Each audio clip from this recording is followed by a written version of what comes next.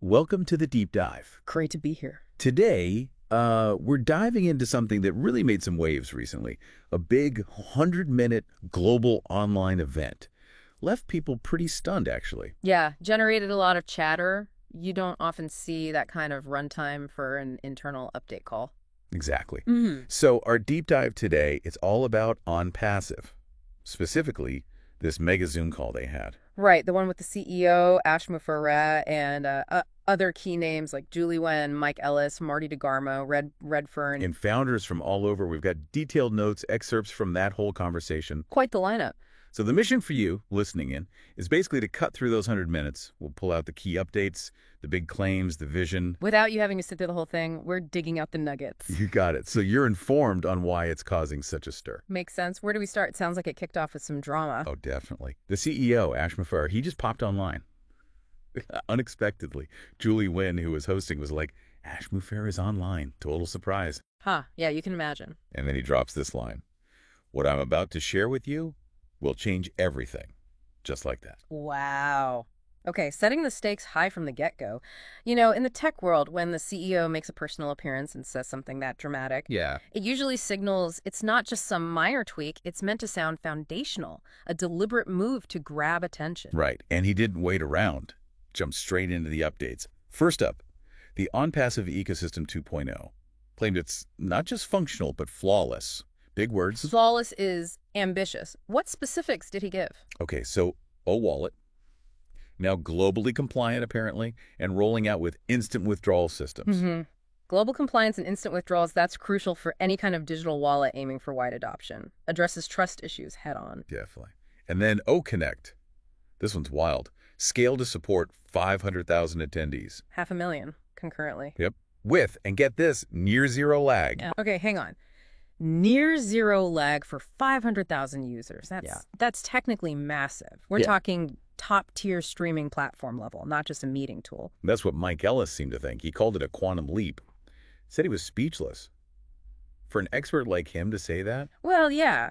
Achieving that kind of stability at that scale requires some serious back-end infrastructure.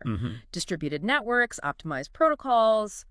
It's non-trivial, puts them in, like you said, not just Zoom, but major event broadcasters. And there was O-Magic, too, described as AI-driven marketing where the user basically does nothing. AI-driven marketing without lifting a finger sounds appealing, but the devil's always in the details, isn't it? How autonomous is it, really? True.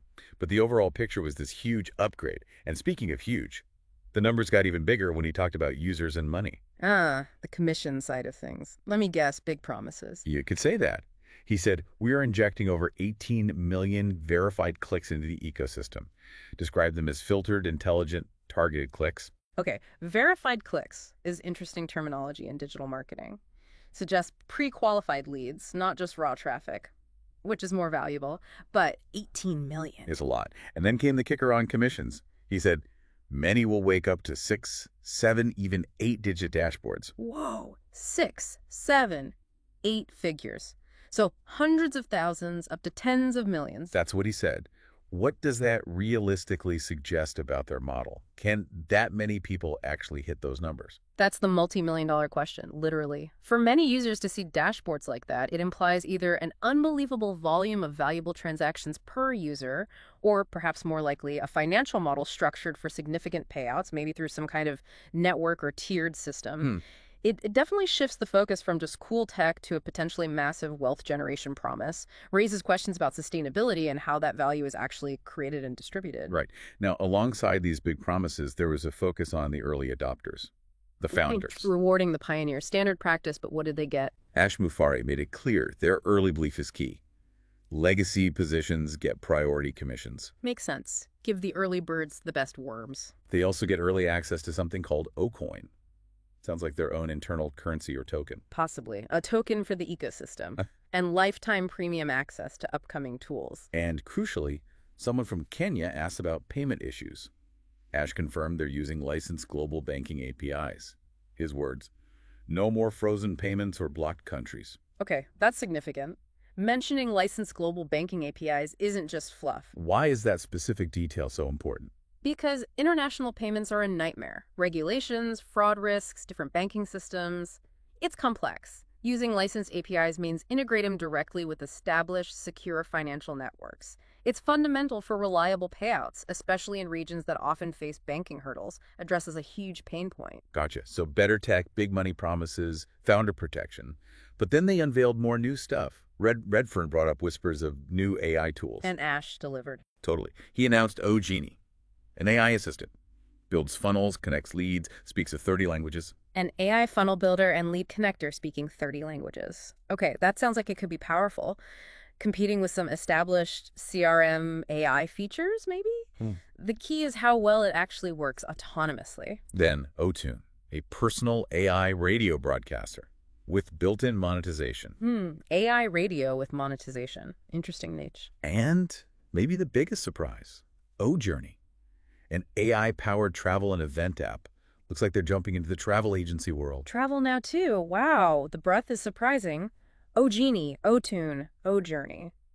It paints a picture of wanting to embed their AI into lots of different areas, not just marketing tech. Yeah, it really expanded the scope. It suggests a strategy to create this all-encompassing ecosystem where their AI touches many parts of a user's life, both business and personal. And remember Ash's comment about changing everything? He revealed why he'd been quiet lately. Big negotiations. The reason behind the curtain. What was it? A strategic tech alliance with a Tier 1 cloud provider. Didn't name names yet, that's for the global launch. But he said this ensures unstoppable scalability. The Tier 1 cloud provider. So think AWS, Azure, Google Cloud, that level. That's what it implies. Julie Nguyen reacted saying, that explains the mysterious offline mode. You were rebuilding the engine. Exactly. Partnering with a Tier 1 provider is absolutely critical if you're aiming for the kind of global scale and user numbers they're talking about. It's about having that rock-solid, globally distributed, hyper-scalable infrastructure. You can't fake that. So that underpins the huge user numbers, the zero-leg streaming. Precisely. It's the foundation. Without that kind of partnership, claims of unstoppable scalability for a platform planning that kind of reach would be, well, questionable. Makes sense. And the expansion isn't just digital, they're going physical too. Physical centers, where? Dubai is already open. But also Nairobi, Singapore, Berlin, expanding in Hyderabad and Toronto. Weekly live trainings, AI expos, support hubs. Interesting. A physical footprint in key global hubs creates a tangible presence. And digitally, they're launching what they call the O-Media revolution. New digital broadcasting licenses acquired. Okay. They're launching the OnPassive global broadcast channel.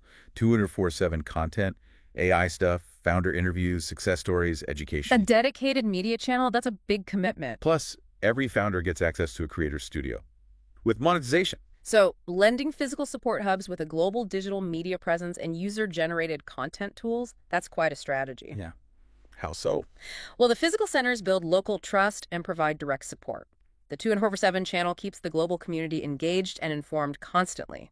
And the Creator Studio encourages participation. It's a dual approach to build both tangible community and widespread digital engagement. And the grand finale announcement, the absolute peak of the call. Let me guess, a big event. The OnPassive Global Festival, July 24th, 2025, in Dubai. 2025, planning way ahead. Streamed to over 100 countries. Yeah. Ash promised fireworks, live dashboards showing results, millionaire announcements. Millionaire announcements, What? live on stage, presumably.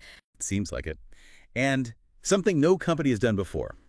Mike Ellis chimed in, this has got to break the internet. Okay, a massive global festival like that. Right. It's pure spectacle, but it's also strategic. It's designed to be a huge public statement, generate massive buzz, project confidence, make their digital ambitions feel very real and tangible on a world stage, solidify the brand in a big way. The whole call ended on a really high emotional note. Leaders sounded genuinely overwhelmed. Marty DeGarmo said, nothing comes close. You've changed lives, Ash. Strong words from a veteran. Redfern called it more than a business. It's a movement powered by intelligence and care. That movement language is interesting. It is. That's shifting from just tech and business to something deeper, a mission, an ethos. It's about building loyalty, right? Making people feel part of something bigger. How do companies usually balance that? The hard tech claims versus this softer community movement feeling? It's a delicate balance. The tech needs to work, obviously. But framing it as a movement, using words like care, aims to create that emotional connection, that deep loyalty that goes beyond just using a product. It makes users feel invested, part of a shared journey. It's a powerful way to build a committed base if you can pull it off authentically. Ash himself got emotional. thanking everyone, saying they're beyond launch mode now, and the founder's patience becomes their legacy. Legacy. His final words were pretty intense. "You were not lucky. You were chosen. Let's change the world intelligently."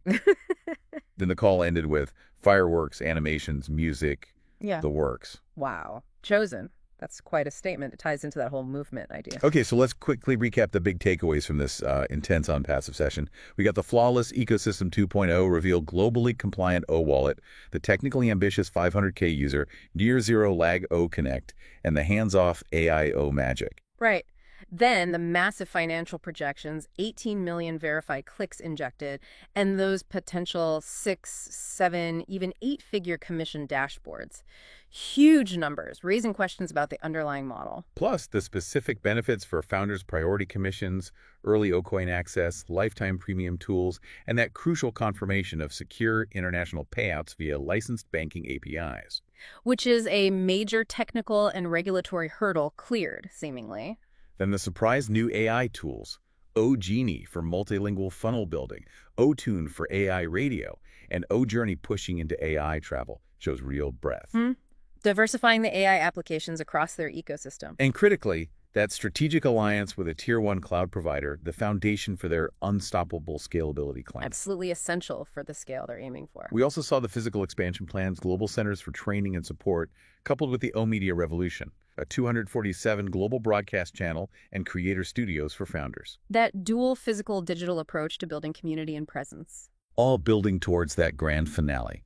The OnPassive Global Festival in Dubai, July 2025, streamed globally, promising millionaire announcements and unprecedented spectacle. A massive public statement event. So, understanding all these pieces gives you, our listener, a pretty clear picture of OnPassive's massive ambition and the scope of what they just announced. It's a shortcut to getting up to speed on a major player making big moves in AI and digital ecosystems. Definitely a lot to digest. Which leaves us with a final thought, perhaps. Given this incredibly ambitious scope, the integration of AI into so many areas, and that whole change the world intelligently ethos, what impact could a fully realized ecosystem like this, if it achieves its goals, actually have? Not just on specific traditional industries like marketing or travel, but maybe on how we even define a business or an online platform in the future. Something to think about. Today, we're digging into something pretty interesting, actually. It sits right where AI meets, well, digital money-making. It's this concept of AI-driven traffic commissions, specifically as OnPassive Technologies presents it. Yeah, and our source material for this is quite extensive, a long, 100-minute chat with OnPassive CEO Ash Mufareh, plus a whole panel. Global affiliates, founders, digital economists, AI analysts. Yeah. Quite the lineup. So our job today is to unpack what they're saying about using AI to, generate traffic, send it out, and maybe create passive income for people. Exactly. And what really jumps out from that discussion is it's not just talking about leads in general like we usually hear. It's focused on a very specific structured system they claim delivers guaranteed targeted traffic. The core pitch seems to be the system does the heavy lifting, and you, the user, could potentially get paid without even talking to a customer directly. Okay, let's break that down. AI traffic. What does that actually mean in this context? Sounds a bit futuristic. Right. Well, the sources define it as using AI to really analyze how people behave online. It looks at location-based interests, patterns, and then it automatically sends real people they stress, not bots, sends them to specific links belonging to these founders. So real people who are likely already interested. That's the idea. People who genuinely might want the products or services linked there. They talk about machine learning, analyzing big data sets, online behavior, demographics, past buying habits. It's about building detailed profiles to predict who wants what, trying to make sure the traffic isn't just numbers, but really qualified leads. And this is where it gets really different from, say, traditional affiliate stuff, right? Where you're always out there hunting for clicks. Yeah, that's a key point they make. Instead of you chasing traffic, OnPassive, according to the sources, drives it to you. And it follows up too. Apparently so. The system is described as using AI, chat, emails, automated funnels, the works, really, to nurture those leads after they arrive. Okay, so the AI finds the people, sends them over, even follows up. But the big question then is, how do you actually get paid? What's the commission structure look like? It's described as having several layers. You get commissions when someone converts through your link. Could be a free sign up, a trial, a full purchase. Okay. The layers they mention are direct referrals, people you bring in, then commissions from their referrals, so kind of a second tier, and then this really interesting part called AI spillover. AI spillover. So just random traffic landing in your lap? Not quite random is how they explain it. It's more like the main system, they call it OES, the on-passive ecosystem solution. The algorithm intelligently spreads out the general incoming traffic across all the founders. Ah, okay. So it's meant to be more balanced than just relying on your own efforts. That seems to be the goal, yeah. To make sure even people who aren't maybe natural marketers still get leads sent their way. And how does the system keep track of all that? Direct referrals, second tier, this spillover? Sounds complicated. They point to their OES 2.0 system. It supposedly tracks everything automatically. Doesn't matter, they say, if the traffic was organic, paid advertising, AI-driven, or this company-distributed spillover. If it lands under your user ID and that person converts, you earn a slice. Which sounds very much like that passive income dream, doesn't it? It does. Did they give any, real-world examples in the discussion, something to make it concrete? They did. There was an anecdote from an African founding member, Emmanuel Naunjam. He talked about his experience during a beta testing phase. He said he got 186 traffic leads sent to him. Okay. And out of those, 42 apparently converted into something commissionable. Without him doing anything directly? That was his claim, yes. No personal marketing effort for those specific ones. And it resulted, he said, in about $900 in commissions. So they used that to illustrate how this AI spillover could work, especially for non-marketers. That's interesting. But you have to wonder, is that typical or just one good example? That's a fair point. The sources highlight his story as an illustration, but, they don't really dive into average results or success rates across the board, or how things like different markets or products might change the outcome for different people. The focus is definitely on the potential. And these commissions, they're not just one-offs, are they? If someone subscribes. Correct. The idea presented is that these leads become active users, maybe renewing monthly, which then means recurring commissions for the user whose link they used. And the AI follow-up helps keep them engaged. That's the reported mechanism, yes. Using the AI chat and email to maintain that connection and encourage retention.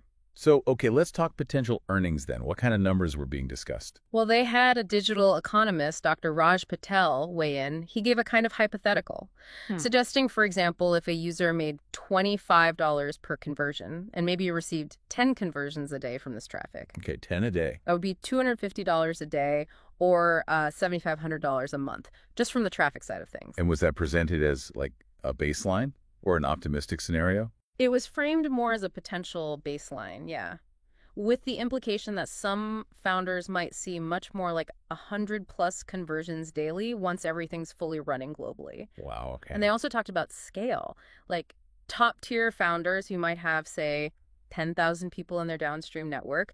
The idea is traffic gets distributed through that whole network, building up team commissions too. Which leads to the obvious question, where does all this traffic actually come from to fuel this whole engine? They described a few different sources. Paid advertising, like big global campaigns, also organic search results, optimizing for search engines, then AI-generated marketing funnels, social media stuff using their own platform, ONET, and even traffic generated internally from people using other on-passive products. So a mix. Again, it's not just any traffic they stress. It's smart traffic. What makes it smart? Right, smart. It means the AI supposedly figures out who's most likely to buy a specific product or service, and then it matches that person with the most relevant founder's link. So it's predictive targeting. Exactly. Aiming for quality over just sheer volume, predicting interest to get better conversion rates, that's the claim. Now, these are some pretty big claims, and it sounds complex to manage globally. Did the sources talk about potential challenges? That's a really important angle, the conversation we drew from. It was definitely focused on the potential, the vision, the mechanics as designed. They didn't spend a lot of time on, say, the challenges of scaling global ad campaigns effectively or how changes in Google or Facebook algorithms might impact things. On market saturation? Or market saturation for certain products, right. Those kinds of potential hurdles weren't really explored in depth in this particular discussion.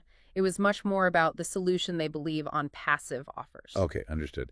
So focusing back on the process they describe, once commissions are earned, how does the payout actually happen? Is it clear for the user? They say it's pretty straightforward. Commissions get deposited daily into something called an O-wallet, and the user dashboard is designed to be transparent. You can supposedly see every visitor, click, sale, even the country they came from. daily deposits, and getting the money out into your own bank account. Described as real-time money, convertible to your local currency. They mention partner